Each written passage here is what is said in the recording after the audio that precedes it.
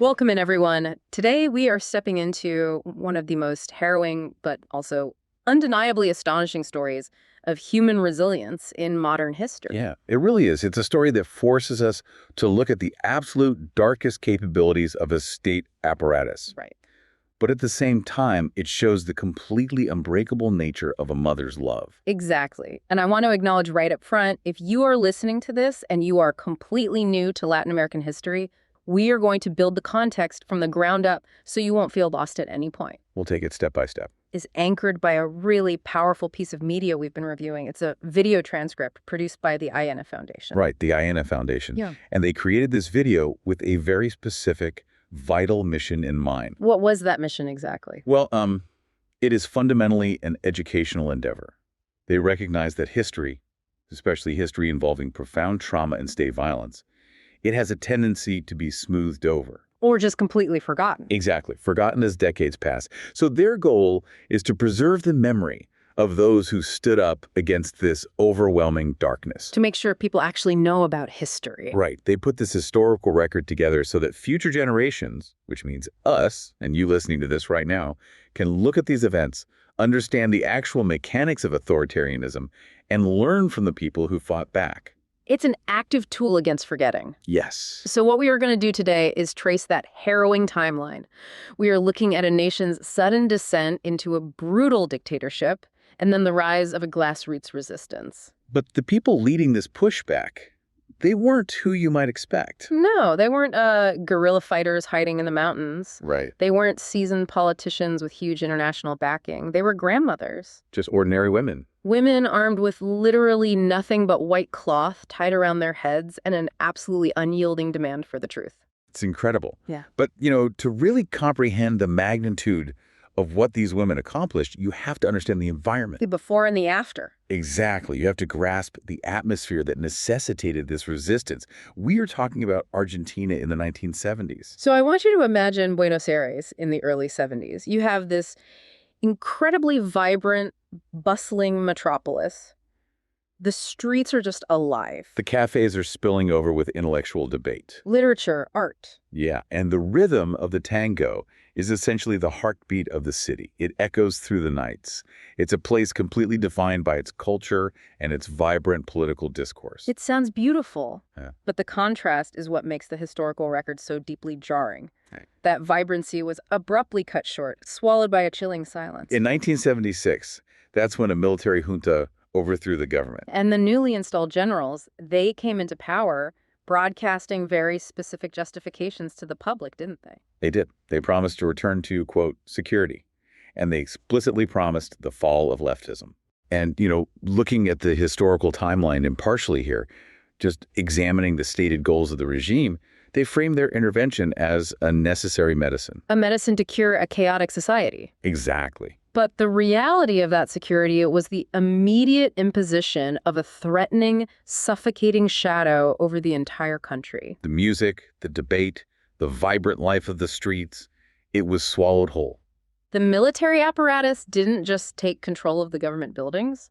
They took control of the daily reality of the citizens. And that silence, it was the byproduct of a campaign the regime called La Guerra Sucia. The dirty war. The dirty war.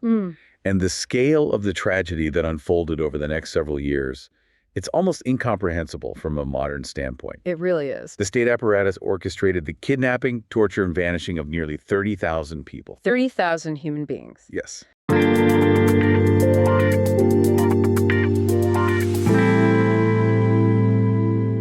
And the defining characteristic of these victims, the only crime that warranted this horrific response, was simply protest or opposition. They were labor organizers, journalists, or really just ordinary people who expressed any kind of dissent. But the military didn't just arrest them and put them on trial, right? No. They utilized a very specific, highly calculated method called forced disappearance. Let's unpack the mechanics of a forced disappearance for a second, because it is the central trauma of this entire era. It is. A forced disappearance is fundamentally different from a standard political assassination or an unjust imprisonment. How so?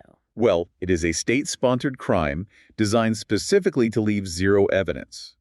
When a state utilizes this method, they aren't just killing a person, They are erasing them. or erasing them from the fabric of reality. Individuals were snatched from their homes in the middle of the night, or pulled off the street in broad daylight. And they simply cease to exist in any official capacity. Right. There were no arrest records. No detention logs. Nothing. Which means there's no body, no crime scene, and zero closure. It is essentially a psychological weapon of mass destruction aimed directly at the citizens. Think about it. If your child is kidnapped by the state and the state completely denies it ever happened, you are trapped. Trapped in this agonizing perpetual limbo. You don't know if they're alive and suffering. You don't know if they're dead. And you don't know if making a public fuss will actually be the thing that gets them killed. It paralyzes the entire society with this thick, inescapable ambiguity and fear. And that is the strategic goal of a forced disappearance. It isn't just to eliminate the dissident, it is to infect the victim's family and the entire community with an immobilizing terror. But the historical record details a layer of this methodology that goes even beyond the vanishing of adults. Yes, it does. It reveals what is arguably the darkest, most specific, and most horrific violation of human rights during the entire dictatorship. The systematic stealing of babies? This is the part of the history that just stops you in your tracks. It really does. When the military kidnapped suspected dissidents, many of the women they took were pregnant. But the regime didn't execute these pregnant women immediately? No. They actively kept them alive in secret, clandestine detention centers. They kept them locked in horrific conditions just long enough to reach full term. The logistics of this are absolutely chilling. These women were allowed to go through the immense physical and emotional trauma of labor and delivery while in captivity. Often shackled. Shackled in makeshift maternity wards inside these torture centers. And immediately after the baby was born, the mother was murdered. She was disappeared. Yes. And the newborn infant. The state completely stripped them of their given identity. They erased the baby's original name. They forged a completely fake set of birth documents. And they handed the child over to be raised by a family who supported the military regime. Sometimes, the child was literally given to the very military officers who had participated in the murder of the biological parents. It's staggering. And when analyzing the motivation behind this, you really have to look past the sheer cruelty and examine the regime's underlying philosophy. Right. Why go through the logistical nightmare of maintaining clandestine maternity wards? Because it wasn't just about physical elimination. This was an advanced, deeply sinister form of psychological and ideological warfare. The regime viewed dissent almost like a genetic disease. Exactly. By taking the children of the quote-unquote enemy and reprogramming them within loyalist military families, they believed they were literally cutting off the bloodline of the opposition. They were attempting to scientifically and sociologically eradicate dissent from the future of Argentina. It is the ultimate crime against the very concept of identity. You are stealing a human life and completely overwriting their existence. Turning them into a supporter of the system that murdered their family. Yes. When you comprehend that level of calculated evil, you have to wonder how anyone, let alone an ordinary citizen, could possibly fight back. It seems impossible. How do you process that kind of loss without completely breaking? Well, the natural human instinct when faced with a violent, omnipotent state apparatus is to retreat, to hide. Just to survive. By 1977, so just a year into the military dictatorship, a small group of women began to find one another.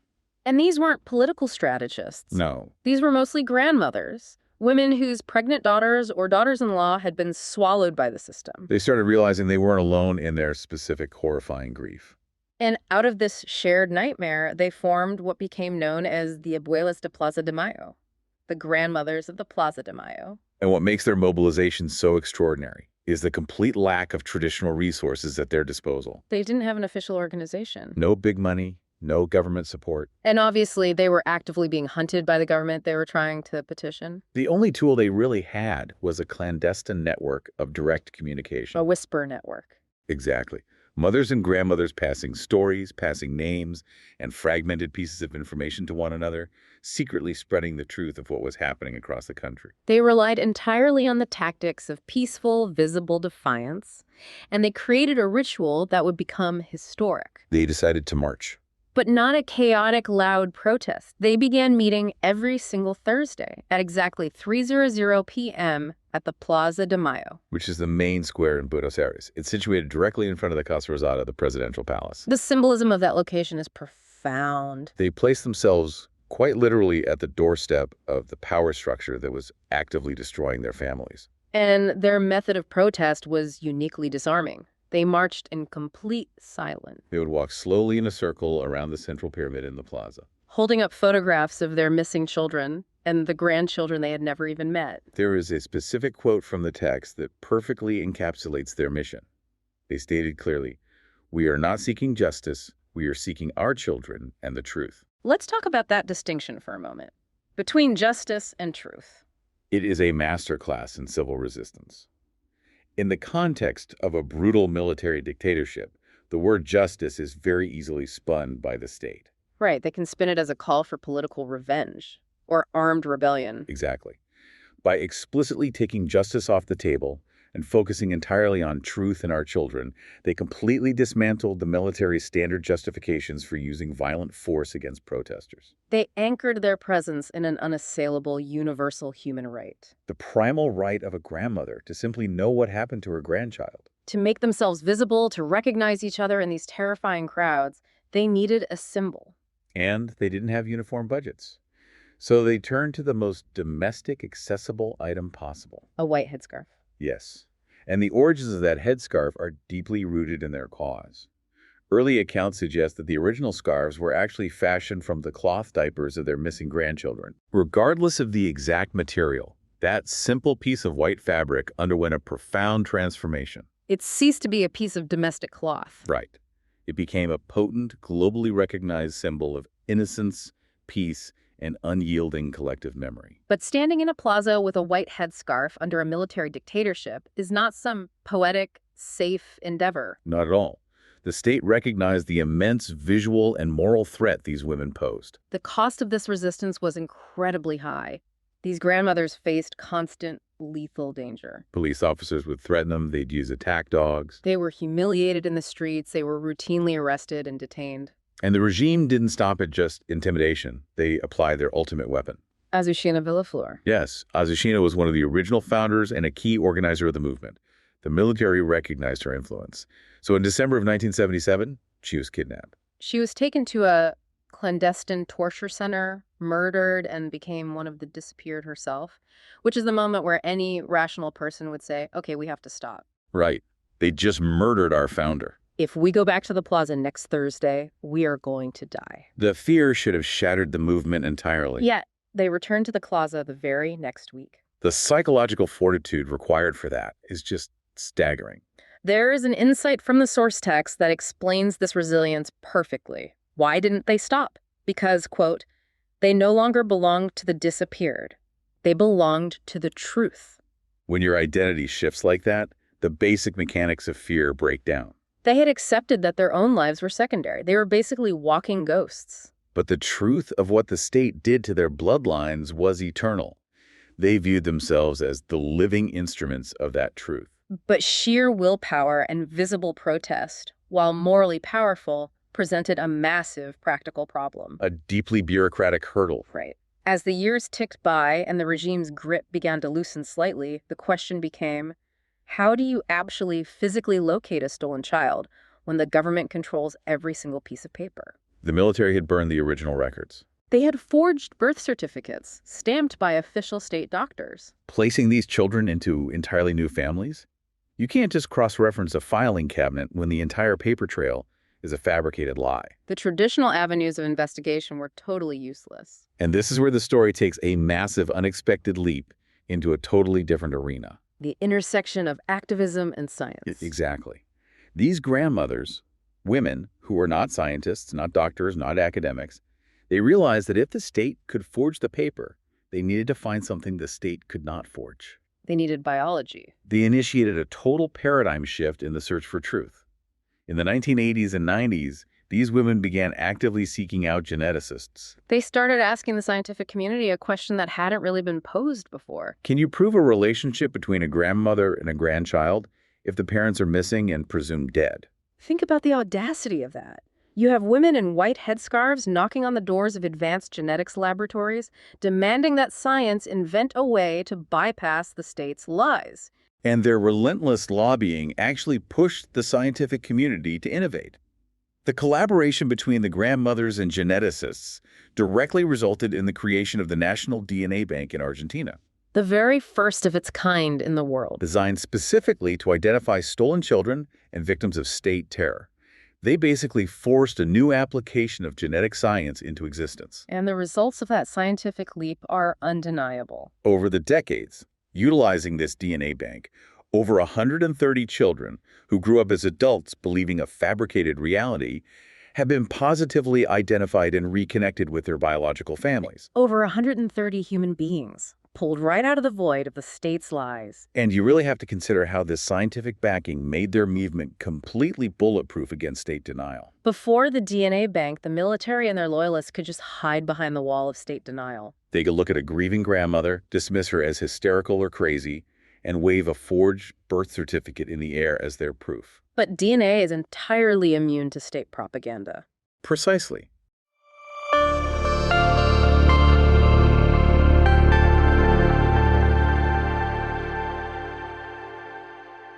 You are listening to Ayeneh podcast. You can bribe a doctor. You can forge a signature. But you cannot forge a human genome. The genetic evidence provided an empirical foundation. It merged the raw emotion of a grandmother's love with the cold, undeniable facts of genetics. The regime's bureaucratic shield was completely shattered. Identifying the children was a massive victory, but it immediately opened up the next massive chasm in the story. The pendulum of justice. Right, you found the child. But what about the people who stole them? What about the generals who ordered the murders of the biological mothers? The pursuit of the truth inevitably collides with the demand for accountability. Which brings us to a very complex era. In 1983, the dictatorship finally falls.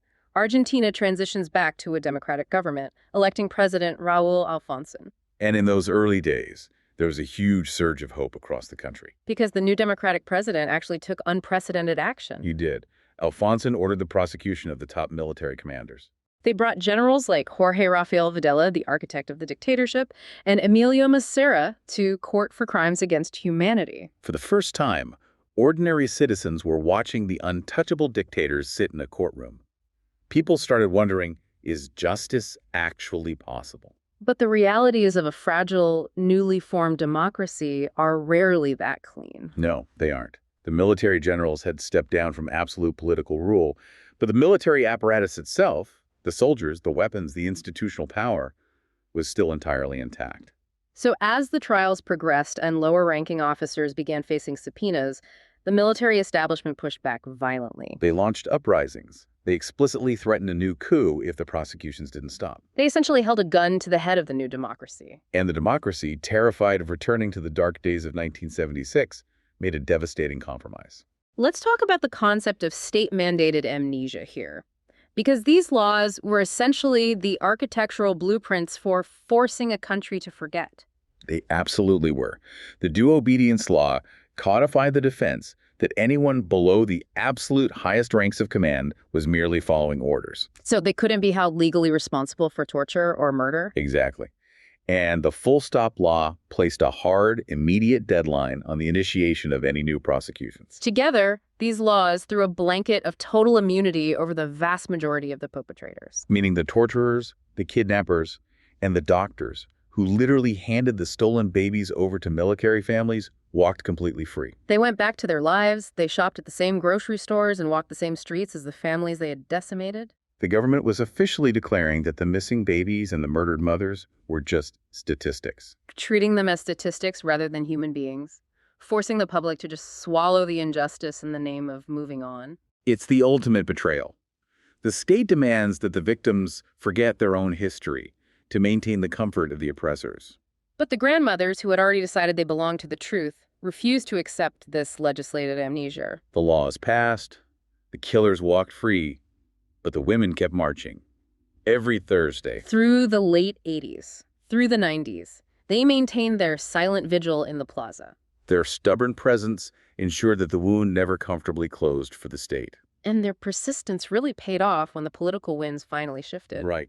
We move into the 2000s, which marks a massive reawakening of justice. This is the era defined by the arrival of Nestor Kirchner and later Cristina Fernandez de Kirchner. President Nestor Kirchner articulated a crucial philosophical reversal regarding the country's trauma.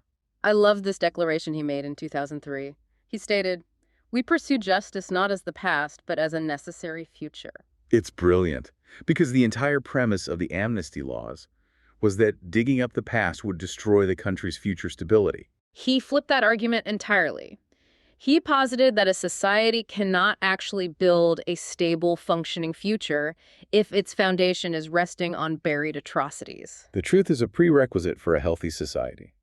And by 2005, the Supreme Court of Argentina took the monumental step of declaring both the full stop and due obedience laws fundamentally unconstitutional. The shield of immunity was instantly vaporized, the investigative files were suddenly ripped open again. And the reopening of these cases triggered a wave of landmark convictions that finally validated decades of marching. Let's detail some of those massive legal victories. In 2010, the former dictator Jorge Videla was sentenced to life in prison. And the specific charge is vital here. He wasn't just convicted of broad political repression. He was specifically convicted for his role in orchestrating the systematic theft of babies. They successfully proved that the baby stealing was a top-down policy. And the convictions reached the operational level, too. In 2011, the courts convicted Dr. Jorge Mañaco. This was the medical professional who actively oversaw the clandestine maternity wards, the man who managed the forced births. Reynaldo Bignon, another key figure, was also sentenced. And the judiciary explicitly categorized his crimes as actions aimed at erasing human identity. That judicial categorization really culminated in a profound ruling by the Supreme Court in 2012. Yes, the court determined that the systematic stealing of children by the military state was not just kidnapping. It constituted cultural genocide. By classifying the theft of identity as cultural genocide, it became legally exempt from any statute of limitations. The legal clock can never run out on what they did. Now, we can talk about the Supreme Court rulings and the broad strokes of history all day, but to truly grasp the weight of this era, you have to zoom in. You have to step inside those courtrooms. The historical record preserves the specific testimonies of the people involved, and these voices are what actually bent the arc of history. The legal victories were built entirely on the backs of devastating personal testimonies. Let's examine how the grandmothers wielded their evidence in court, starting with what we can call the grandmother's forensic proof. This centers on the story of Alicia de la Cuadra. Her pregnant daughter, Susanna, was abducted by the military, and for 15 years, Alicia searched every conceivable avenue. Finally, she managed to unearth a single, highly sensitive piece of paper, a forensic report generated inside the clandestine military hospital where her daughter was held. Alicia brought this document into the courtroom and presented it to the judge. The document was a clinical, bureaucratic record of a birth. It listed the infant's exact date of birth. It listed the newborn's precise weight and height. It was a complete medical record of a new human life, except for one glaring omission. The space designated for the baby's name was completely blank. The logic Alicia used to explain this blank space to the judge is absolutely chilling. She pointed to the paper and stated, if the baby was dead, they would have written it. If alive, why no name? Because they were going to give the name themselves. It is a devastating piece of deductive reasoning. It completely dismantled the defense. They couldn't claim the baby was stillborn. They couldn't claim the records were just lost. That blank space proved premeditation. At the exact moment of birth, the state had already initiated the machinery to erase the child's identity. The second layer of testimony moves from the grandmothers to the few mothers who actually survived the clandestine camps. This is the testimony of a woman named Maria Victoria. She stood in court directly facing Dr. Jorge Mañaco, the obstetrician of the death camps. Maria Victoria recounted the horrifying reality of giving birth in captivity. She testified that after she delivered her baby, she heard the infant cry. And in that fleeting moment, Dr. Mañaco leaned over her and delivered a single, terrifying sentence. He told her, "Don't worry, your baby will go to a good family." Immediately after speaking those words, he injected her with a sedative, rendering her unconscious. She woke up without her child. For decades, she carried the echo of that doctor's voice. When she was asked by the court why she was putting herself through the trauma of testifying after so many years had passed, her answer became a defining ethos of the entire movement. She told the court, "Because truth does not age, even if mothers grow old." Truth does not age. It is a profound philosophical stance against the passage of time.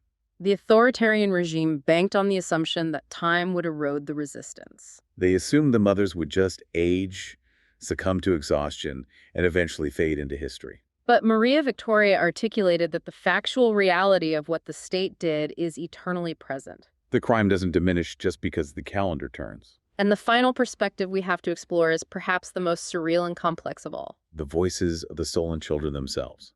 Decades after the dictatorship fell, the infants who were taken grew into adults. Through the relentless work of the grandmothers and the DNA bank, young men and women began to discover that their entire existence was a manufactured lie. Their names, their families, their birthdays, all lies. The psychological earthquake of that realization is difficult to even fathom.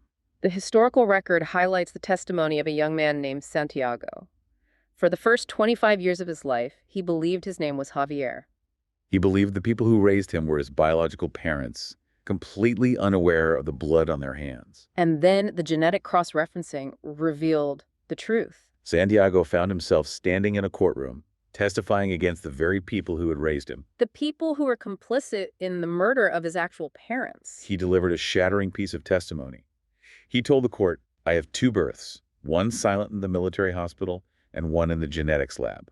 He declared himself to be living proof of the state's crimes, testifying against the people who stole his truth. When you look at the trajectory from 1976 to those courtroom moments, you see the ultimate triumph of the grandmother's strategy. The state apparatus had spent years utilizing all its power to label these women as hysterical. Calling them the crazy women of the plaza.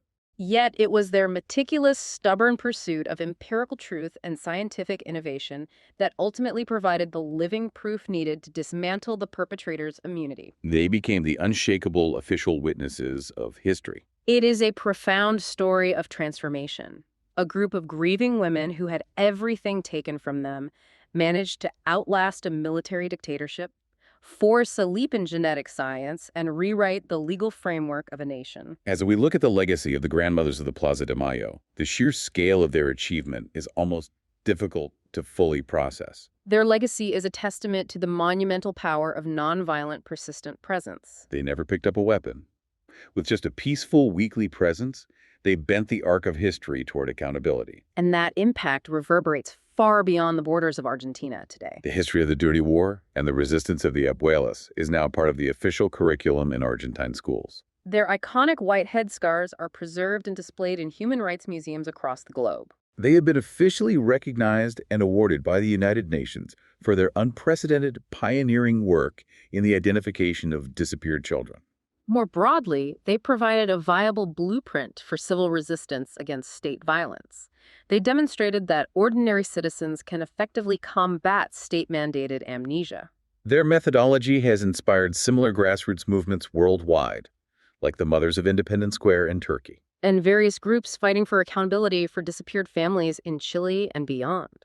And this brings us back to the core message that the Ayeneh Foundation sought to amplify by producing this historical video. Right. The foundational lesson here is that individual, isolating loss, the kind of grief that is designed by an oppressor to destroy you, can actually be transmuted. It can transform into a powerful, unyielding engine for collective memory and civic action.